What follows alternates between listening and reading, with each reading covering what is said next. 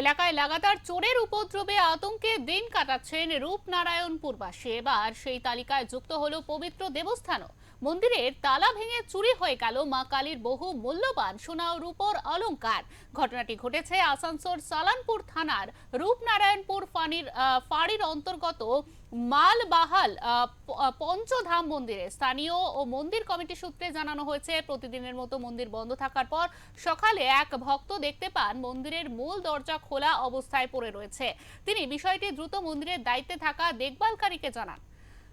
খবর পেয়ে মন্দিরে ছুটে আসেন কমিটির কোষাধ্যক্ষ সুবোধ খা। চুরি যাওয়া সামগ্রীর মধ্যে রয়েছে সোনা ও রূপোর প্রায় 7টি চেন, রূপোর মুকুট, রূপোর খড়গ, সোনার লকেট সহ বিভিন্ন মূল্যবান গয়না।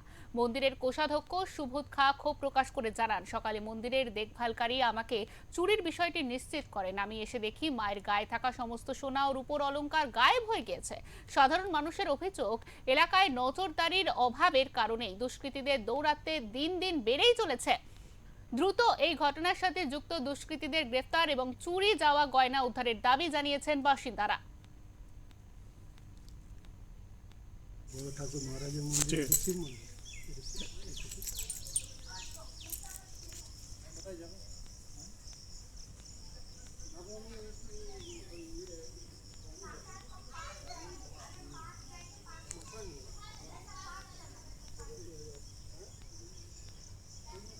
সব সময় 24 ঘন্টা সে ভোরবেলা গিয়ে আমার বাড়িতে গিয়ে বলছে যে এরকম ব্যাপার, হ্যাঁ মন্দির চুরি হয়েছে। তারপরে যাই হোক যথারীতি আমি এলাম, এসে দেখলাম ওকে আবার আরেকজন বলেছে, সে এক ভক্ত প্রতিদিন 5:30টার সময় আসে, সে দেখছে মন্দির খোলা। তারপরে এসে ওকে উঠিয়েছে, উঠিয়ে বললে এই ব্যাপার।